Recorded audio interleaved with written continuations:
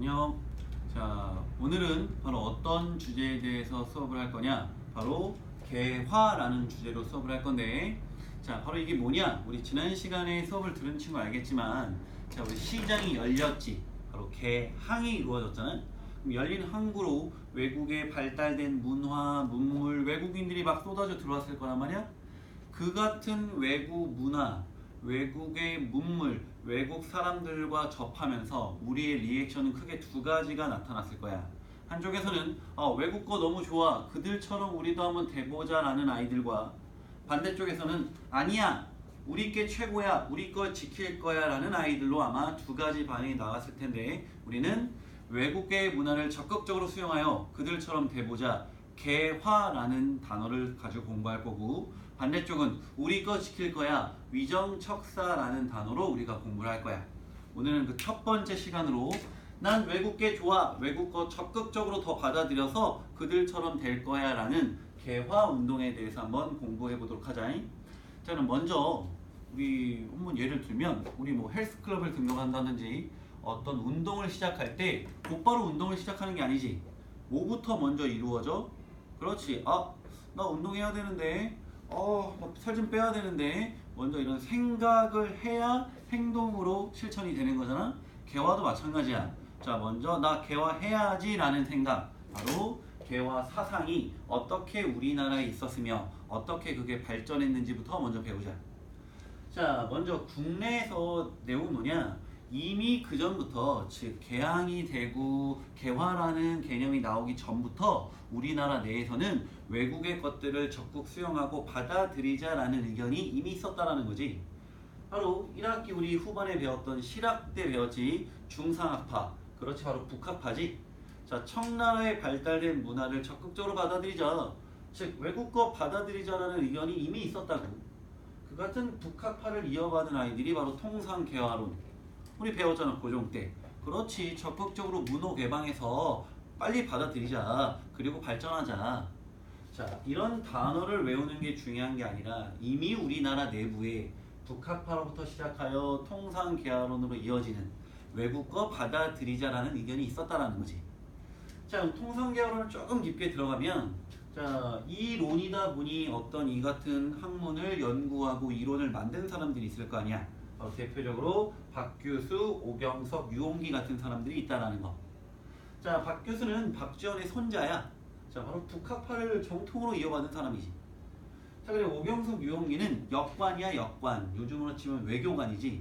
청나라에 왔다 갔다 하던 외교관이었는데 바로 이 사람들이 통상개화론을 이끌게 되지. 자, 밑에 적은 것들은 책의 이름이야.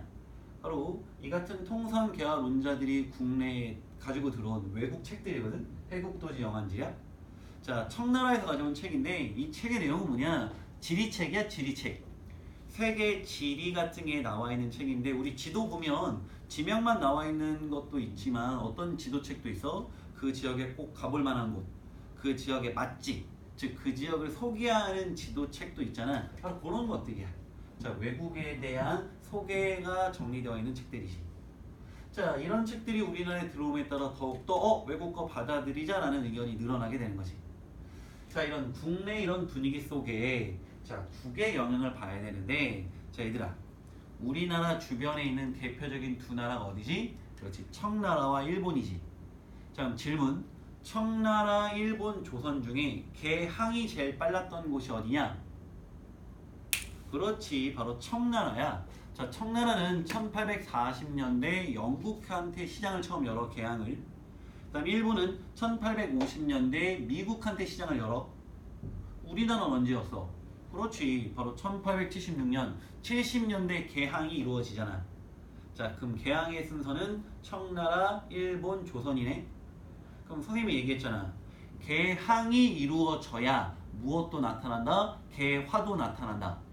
자, 그러면 이 청나라, 일본, 조선 중에 개화 어디가 제일 느렸을까? 그렇지, 개항이 늦었던 조선이 개화가 늦을 수밖에 없는 거지. 자, 그러면 조선이 개화하자라는 생각을 하고 있을 때 이미 중국, 청나라와 일본에서는 개화 운동이 끝났거나 진행 중이었다는 거지.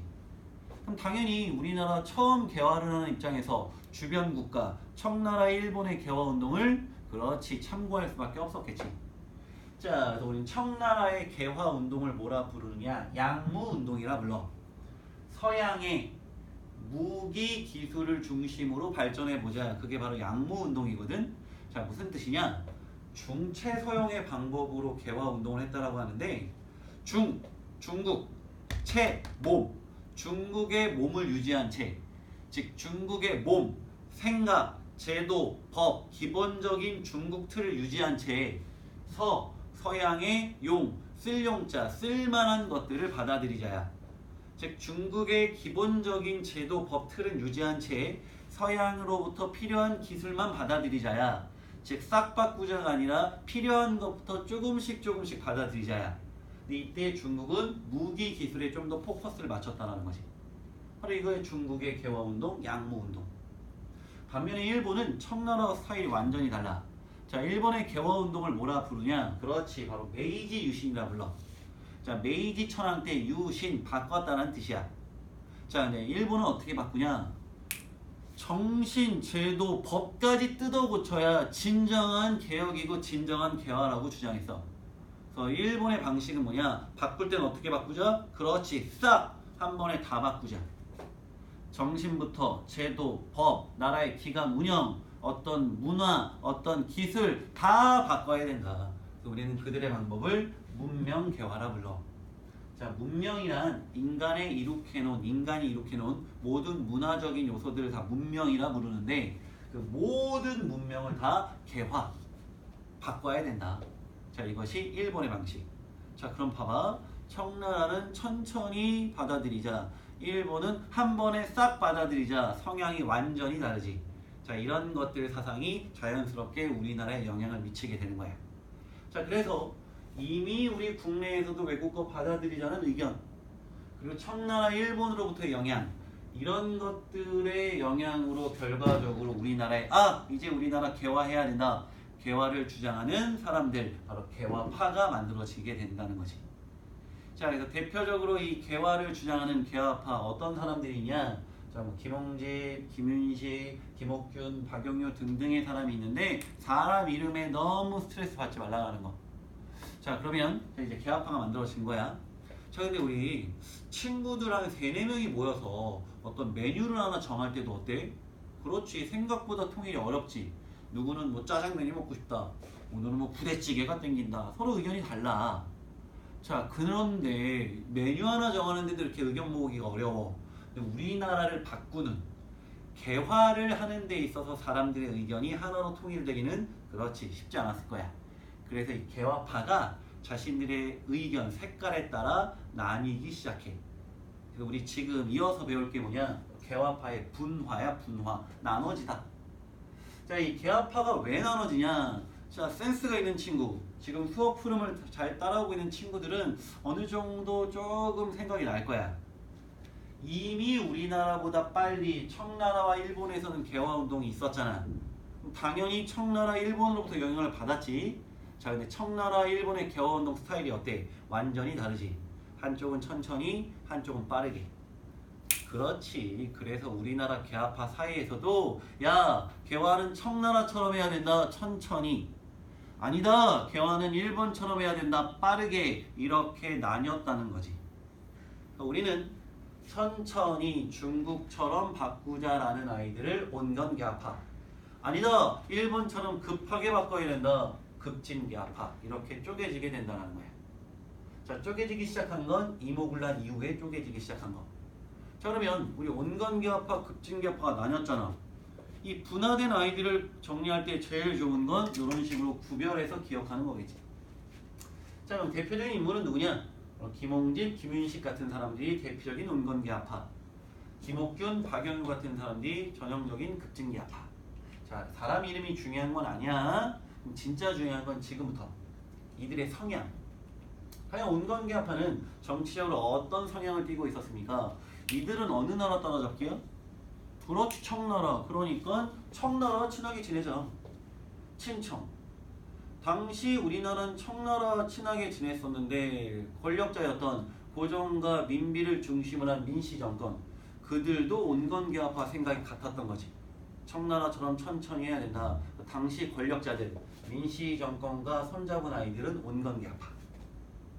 자, 그럼 급진계합파는 누구와 친하게 지내자를 주장하냐? 그렇지, 일본처럼 돼야 된다. 일본과 친하게 지내야 된다. 언제적 청나라냐? 이들은 친청을 반대하는 거지. 자, 그 다음 개화 롤 모델. 이들이 되고 싶은 나라. 이건 뭐 설명할 필요가 없네. 앞에서 다 했으니까. 온건계합파는 누구 따라잡기? 그렇지, 청나라의 양무운동 따라잡기. 급진계합파는 일본의 메이듀신 따라잡기. 다 연결되고 설명된 거잖아. 그럼 어떻게 개화할 거냐? 개화 방법. 중국 스타일 온건계합파. 천천히 기술부터 조금씩 받아들이자. 스텝 바이 스텝. 한 걸음 한 걸음 조금씩. 점진적. 근데 그걸 약간 어렵게 우리나라에서 어떻게 표현했냐? 동도서기론이라 불렀어. 어려워하지 마. 풀면 별거 아닌 거야. 동양의 도, 제도, 기본적인 틀, 제도, 법, 사상은 유지한 채. 서양의 기술부터 받아들이자. 동도서기론.